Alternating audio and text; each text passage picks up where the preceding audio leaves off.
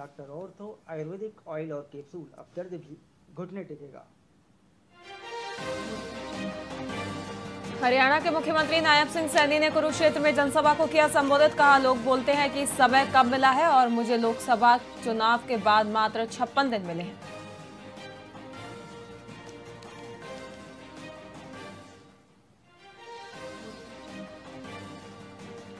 गुजरात के मुख्यमंत्री भूपेंद्र पटेल पहुंचे अमरेली। 292 करोड़ से अधिक की विभिन्न विकास परियोजनाओं का किया उद्घाटन। भूमि पूजन कार्यक्रम में हुए शामिल।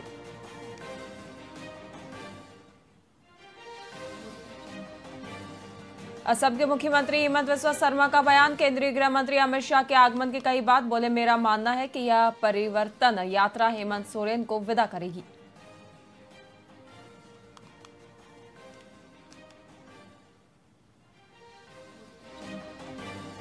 डिप्टी सीएम राजेश पाठक ने नगर निगम को दिए निर्देश। त्योहारी सीजन से पहले दुरुस्त करें सड़कें, कूड़े का उचित निस्तारण करेंगे।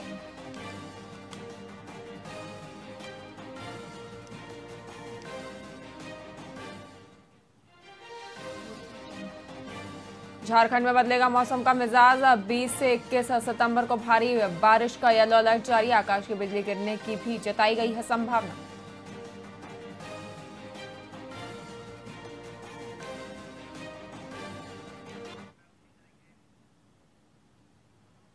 नमस्कार, वीआईपी न्यूज में आपका बहुत बहुत स्वागत है। आपके साथ मैं हूं पल्लवी परिहार और रुख करेंगे खबरों की ओर। बस्तर के नए कलेक्टर हरीश एस ने पत्रकारों से मुलाकात की। वहीं इस मौके पर उन्होंने जिले के सभी लंबित मामलों को जल्द पूरा करने की बात कही। बता दें कि कलेक्टर ने बस्तर दशहरा को इस बार भव्य तरीके से मनाने का वादा किया है। इसी के साथ उन्होंने रेलवे, एयरपोर्ट सहित स्वास्थ्य और शिक्षा व्यवस्था पर ध्यान देने के निर्देश भी दिए हैं।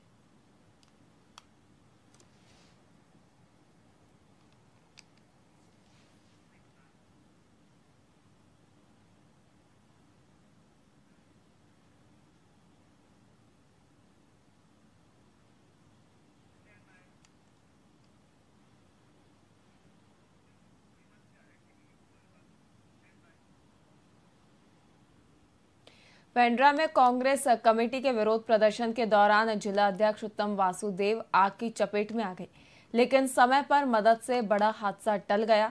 बता दें कि उत्तम वासुदेव पुतला दहन कर रहे थे, तभी अचानक उनमें आग लग गई। वहीं वक्त रहते पुलिस और अन्य कार्यकर्ताओं ने तुरंत आग बुझा दी, जिससे एक बड़ा हादसा होते होते टल गया। बता दें कि यह प्रदर्शन राहुल गांधी के खिलाफ दिए गए विवादित बयानों के विरोध में था। वहीं फिलहाल उत्तम वासुदेव को इलाज के लिए जिला अस्पताल ले जाया गया है, जहां उनकी हालत स्थिर बताई जा रही है।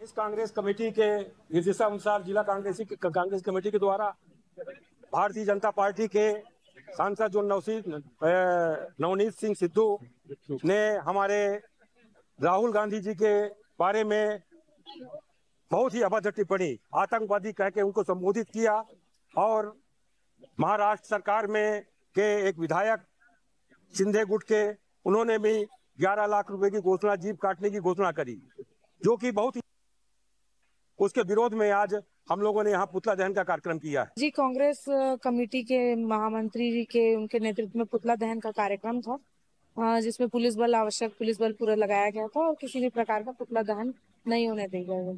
प्रदेश कांग्रेस कमेटी के निर्देशक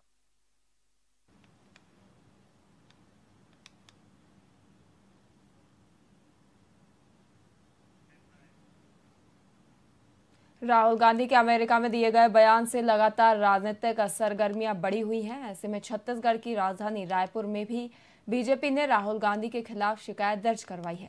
वहीं रायपुर जिले के सभी भाजपा सदस्य सिविल लाइन थाना पहुंचे और राहुल गांधी के बयान को लेकर शिकायत दर्ज करवाई और एफआईआर करने की मांग की। इस दौरान भाजपा के प्रदेश महामंत्री संजय श्रीवास्तव ने कहा कि कांग्रेस और कांग्रेस के नेता राहुल गांधी को लगातार देश और प्रदेश की छवि को धूमिल करने का काम कर रहे हैं। उन्होंने अपने बयान से देश और सिखों का अपमान किया है।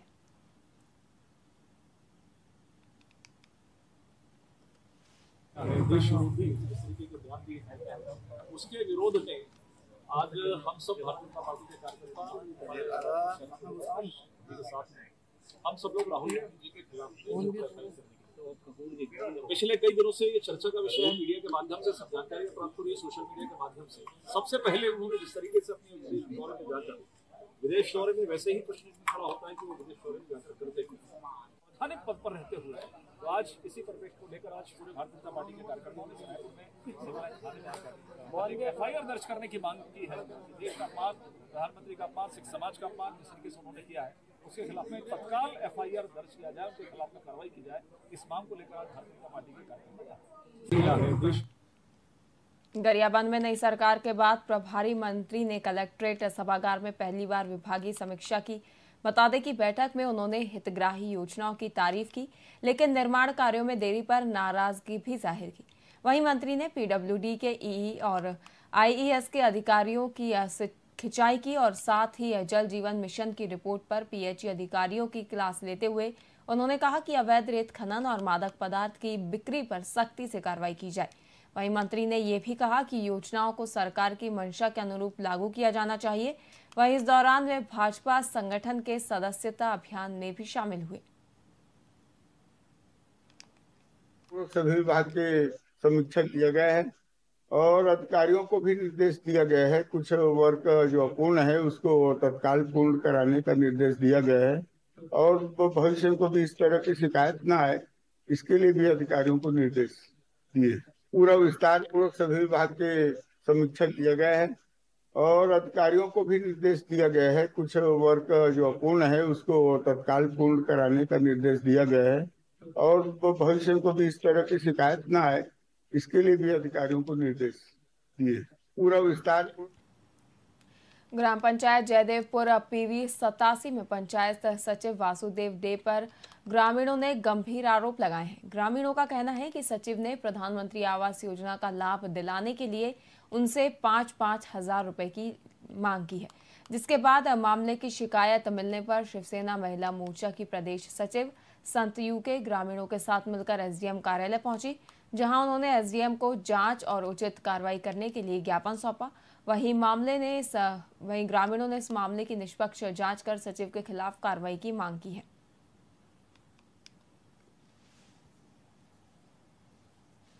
और हम लोग मीटिंग रखे थे पीवी 87 में, तो गांव वाले का कहना है कि वहाँ जो सचिव है साविर पंचायत, वो गांव वाले लोग से पैसा लेता है 5-5 हजार करके घर देने के नाम से।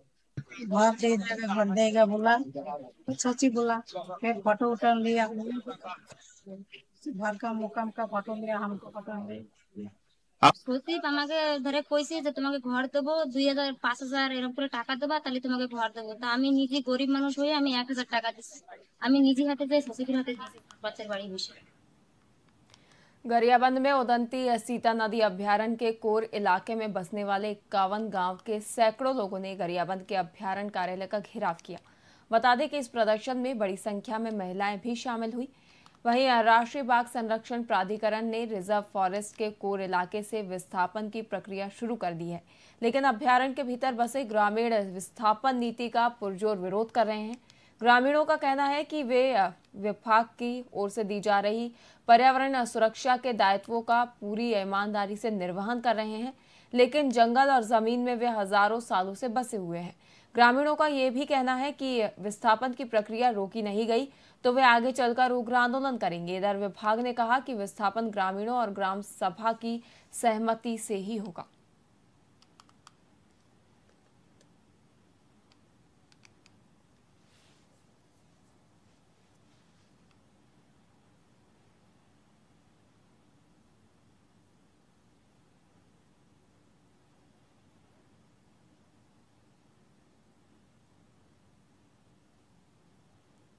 सीए ने एक पत्र जारी किया 19 दिन 2024 को, जिसमें विस्थापन नीति का खुल करके विरोध किया जा रहा है। आज 51 गांव के लोग यहां पे पहुंचे हुए थे जो कोर जोन में होते हैं, उदंती सीता जी टाइगर रिजर्व के अंतर्गत में।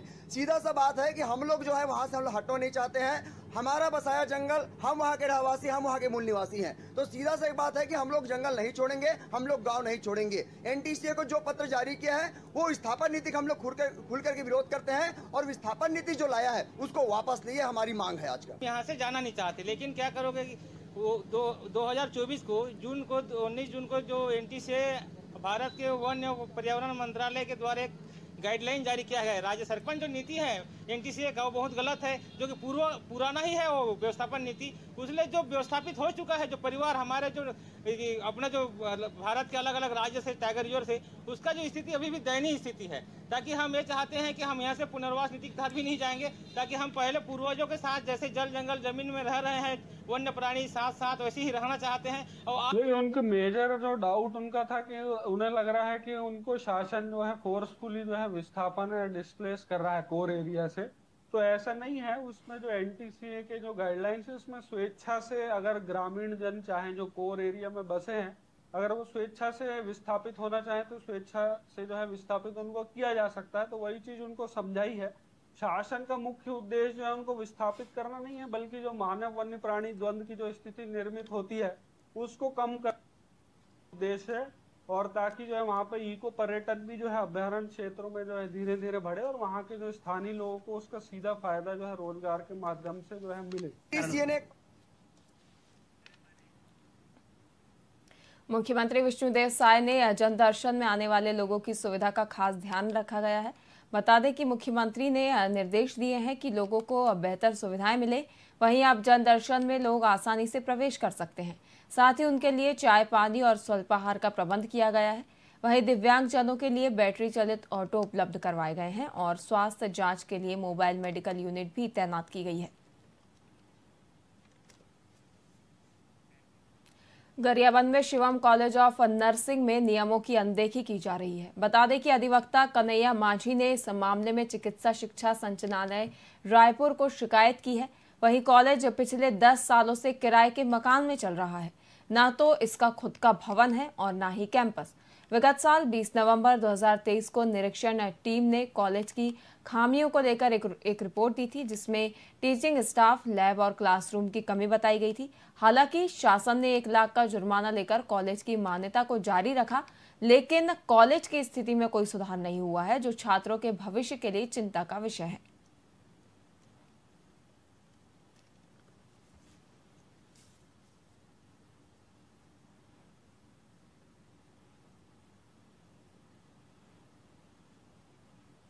कॉलेज ऑफ नर्सिंग कॉलेज जो गरियाबंद में संचालित है, उसका शिकायत मैंने संचालनालय में किया है। जो पिछले 10 साल से संचालित है, लेकिन जो वहाँ व्यवस्था होनी चाहिए और अभी तक उसकी व्यवस्था नहीं कर पाया है। और किराए के मकान में संचालित है। गरियाबंद के बीचों बीच शहर में संचालित हो रही है, जिससे वहाँ दुर्घटना की आशंका ही बनी हुई है। और जो फर्स्ट ईयर, सेकेंड ईयर और 4th ईयर तक वहाँ क्लास है, जो लगना चाहिए वहाँ पर व्यवस्था हो ही नहीं पा रही है। और जो प्रैक्टिकल के लिए भी लैब होना चाहिए वो भी नहीं। सर हमारी इंस्पेक्शन की गई थी, फिर से दोबारा हमने अप्लाई किया था। उसके बाद उस इंस्पेक्शन के आधार पे उन्होंने फिर सारी क्वेरी अपनी फुलफिल करने के बाद हमसे एक एफिडेविट लिया, जिसमें ये हमसे बस सशर्त लिखवाया गया है कि आप साल से 1.5 साल के अंदर अपनी स्वयं की बिल्डिंग बना करके वहाँ कॉलेज को संचालित करना शुरू करें। College of nursing